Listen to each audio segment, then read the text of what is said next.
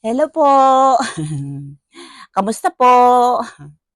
Sana po nasa mabuti kayong kalagayan. Ano po, lagi po kayong mag-iingat kasi po iba po ang init ng panahon ngayon. Lalo na po yung mga may edad na, dapat po maglalagay kayo ng medyo malamig na towel sa inyong batok kasi po talagang napakadali pong tumaas ng inyong blood pressure, lalo na po yung may mga edad. Ingat po tayo. Gano'n din po ako, kailangan ko din po mag-ingat dahil hindi na po tayo bata. Yun, madali pong tumaas ang ano natin yung ang tawag dun yung hindi, high blood na lang. Ultra presyon, ano yan? Ultra presyon. Yun. Ano nga po pala, ano bang pag-uusapan natin? Kwento ko na lang po sa inyo. Pagtiyagaan nyo na lang po pakinggan yung kwento ko po nung araw. Alam niyo po, kwento ko na lang po yung ano, para at least na lang po magkaroon din ng ano ba yung konting aral lang po ba gano'n. Kasi po nung araw, ano po ako, ah, ano ba tawag dun? Um,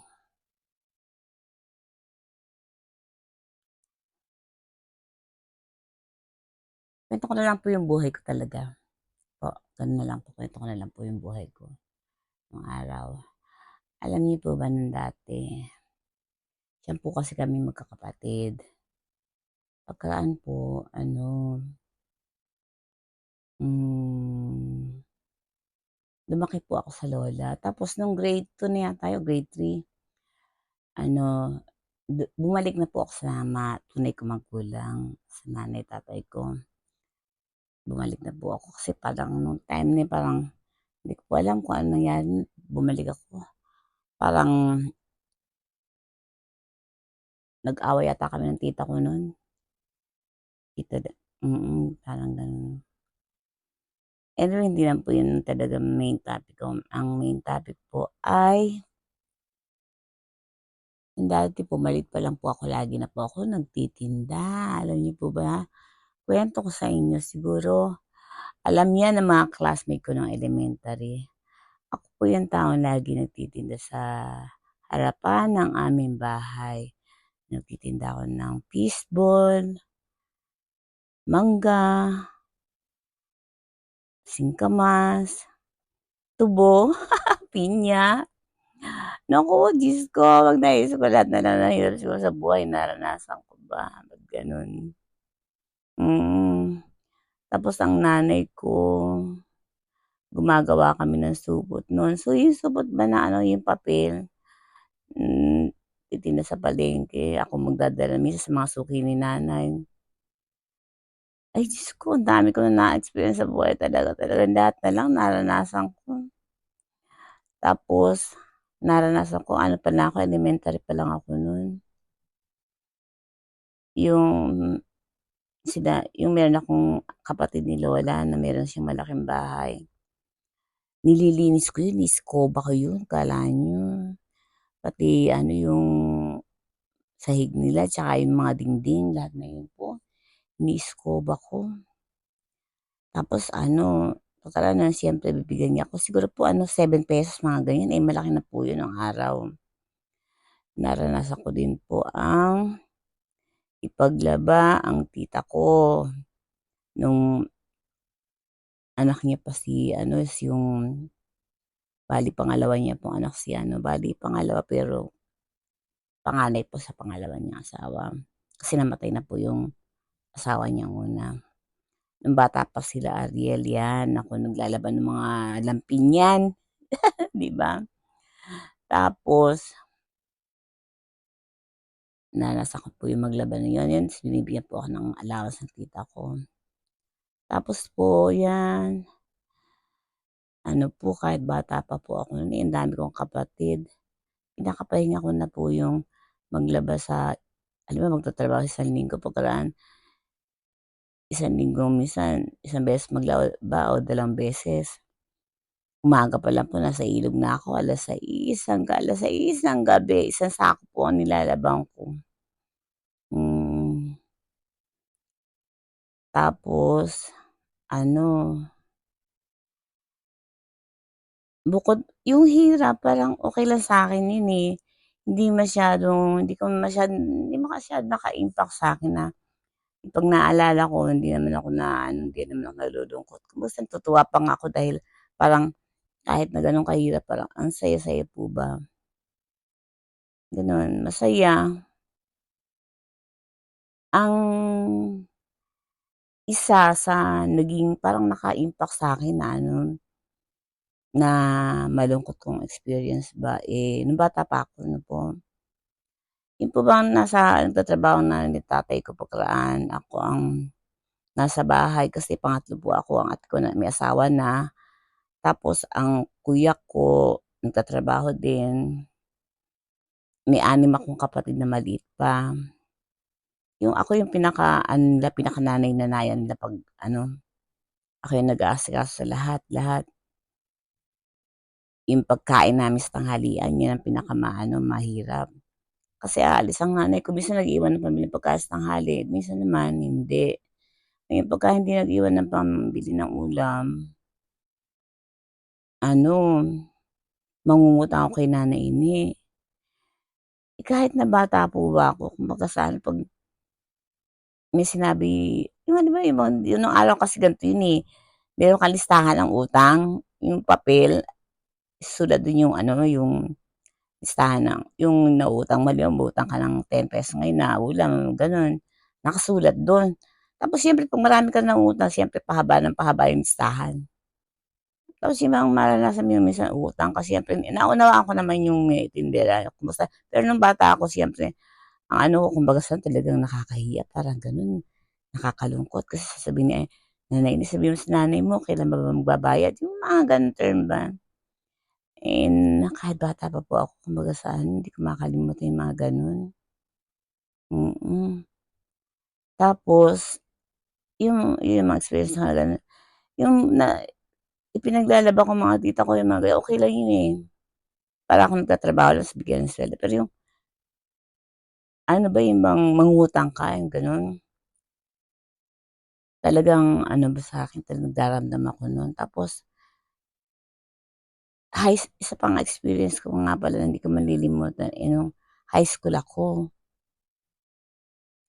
Kasi tag-ulan nun na lagi kong alam kahit na nung bata pa ako, pagka tag-ulan napakahirap ng buhay.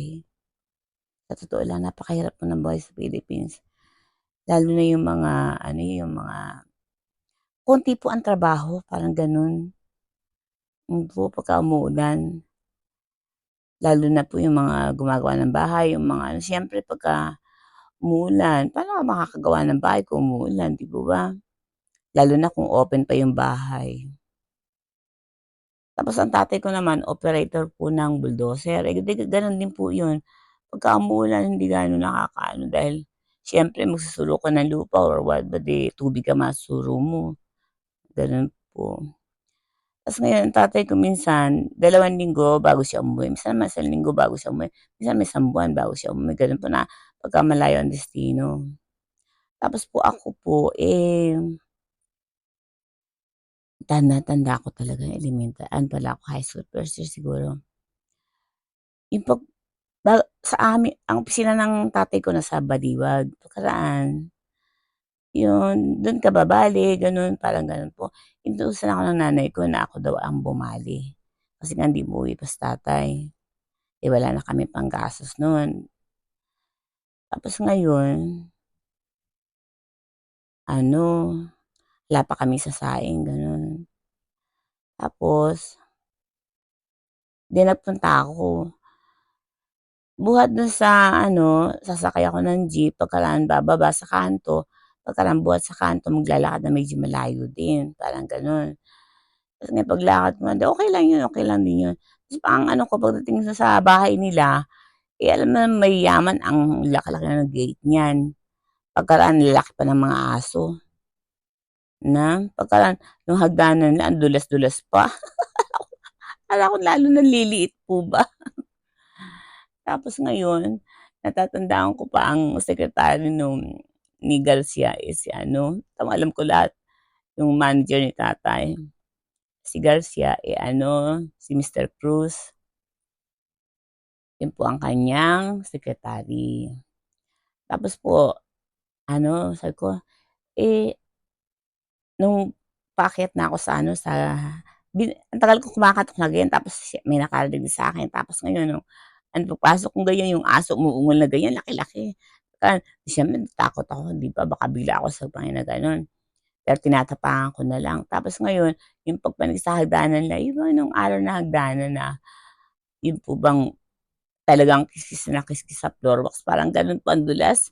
Siyempre kapit naman ako, may kapitan naman. Tapos pagdating ko sa taas, siyempre medyo tense pa akong gano'n. Tapos ngayon sabihin ko po, siyempre hindi naman madali din sabihin, nagpapabali po ang nanay ko. Hindi naman gano'n kaagad na siyempre andin yun kumbaga sa kailangan mo din ng power para masabi mo yung kailangan mo.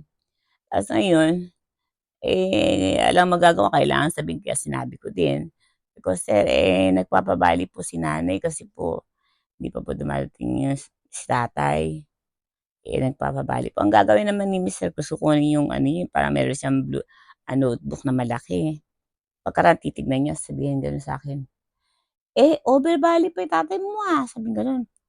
Over value sa lolo namin, sabi ko, over value po, 3 linggo po siyang hindi umuwi, ta's over value puwede po bang gano'n? 'Di siyempre nagtatrabaho po 'yun. Tapos sabi niya, sabi niya, "Ano lang mapapabali ko sa'yo ganito lang." Kami naman siyempre iniisip ko walang bigas ba, walang hindi ko alam kung ₱50 lang yata pinabali sa'kin noon. Oo, ilan kaming kakain. Wala pa kaming bigas nun, mura naman ang bilihin nun kaya lang kumbaga sa yung bagbali ko na yun pagka ipinamili na sa araw na yun, ubos na. Paano yung pamumuhay namin the other day sa susunod na araw, 'di ba ba? Ayun, tapos ngayon, sabi niya ₱50 lang daw, hindi ako kumikibo. Pagkaraan yun ang binigay niya sa'kin, pagkaraan pinagsaing niya na ako hindi ako kumikibo.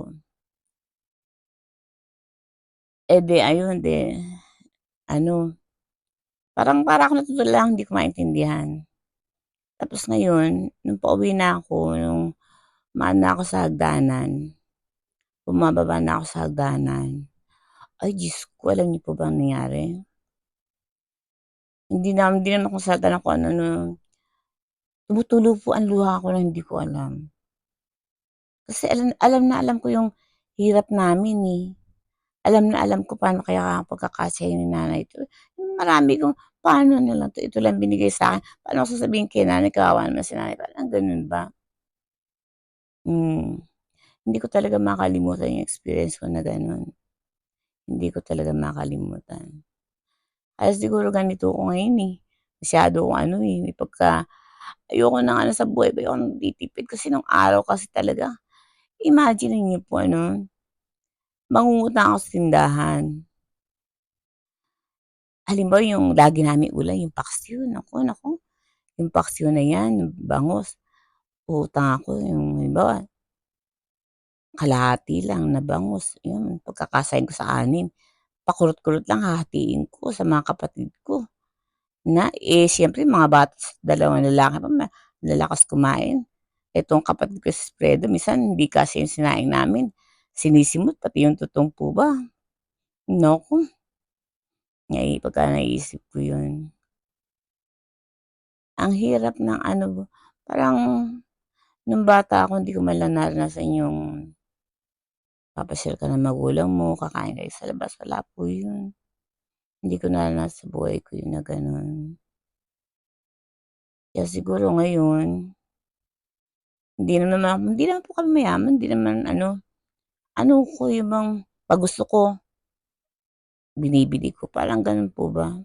'Pag gusto kong kainin yun, ay kakainin ko talaga.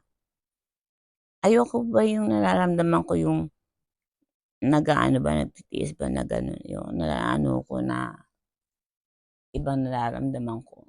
Parang mas ang kawawa ko naman parang gano'n po ba, na siguro nung nagpunta ako ng Japan gano'n na lang din ang ano ko sa mga kapatid ko kasi ako nag-alaga sa kanila, eh, ako yung nakakita ng hirap ng mga kapatid ko na talaga namang makakabili lang ng pamasko kapagka pagka Pasko, yun. Tapos ano po ba, makakakain lang naman sana sa pagka yung Pasko, yung mga gano'n po bang ano sitwasyon nung araw 'no, hirap talaga ang buhay nung araw na salamat na lang po sa Diyos at ako'y nakarating ng Japan at kahit na paano nakita ko yung pamumuhay ng Japan. Kaya alam niyo po nung napunta ako ng Japan, nung unang punta ko 'no, sabi ko, kahit na anong mangyari, kahit na anong mangyari, I will try my best talaga para makabalik ulit ng Japan, gano'n po. Kaya po kumbaga saan talagang nagsumikap po ako para makabalik ulit po dito sa Japan. Naku, 'pag naaalala ko yung ano, yung nung maliit akong gano'n, parang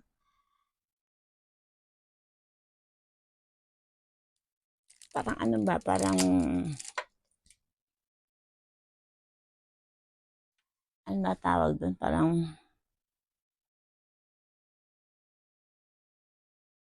hindi ko ano, parang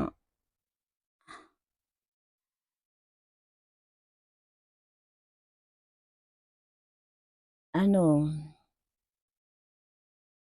nakakalungkot po ba na nakaka-inspired sa'kin po, yung gano'n na tapos ang nanay ko matiis yun tsaka masipag.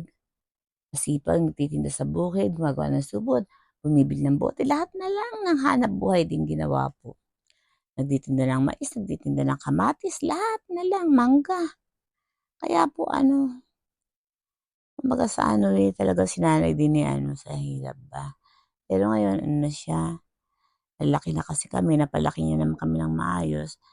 Kahit na lang po paano, maano na rin ang kalagayan ni nanay na dahil yung mga kapatid ko naman, ako din po nung ano, binibigyan naman namin sila ng allowance na gano'n, na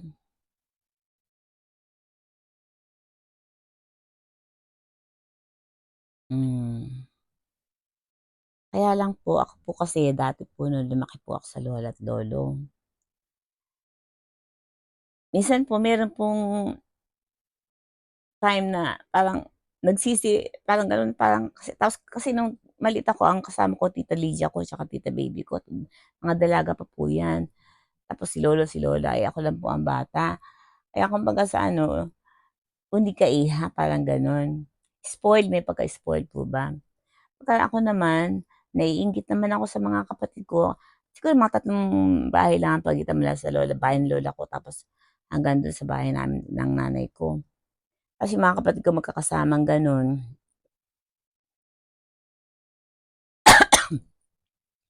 naiinggit ako pagka halimbawa nakikita ko sila na halimbawa pagka Sabado ng gabi dumadating ang tatay ko, takbuhan sila gano'n, sumasalubong kay tatay, inaabangan nila si tatay. Ang saya-saya nila pagka ako naman nagmamana lang ako sa tatay ko pero parang hindi ako ka-member ng family kasi dun ako kay lola, eh, gano'n. Hmm. Ako naman, ang ano ko naman nung maliit ako, yun nainggit nga ako sa kanila kaya parang nung nagkatampuhan lang kami ng tita ko, pinagalitan lang ako ng konti, umuwi na ako sa'min, hindi na ako bumalik doon kila lola. Hmm, mm.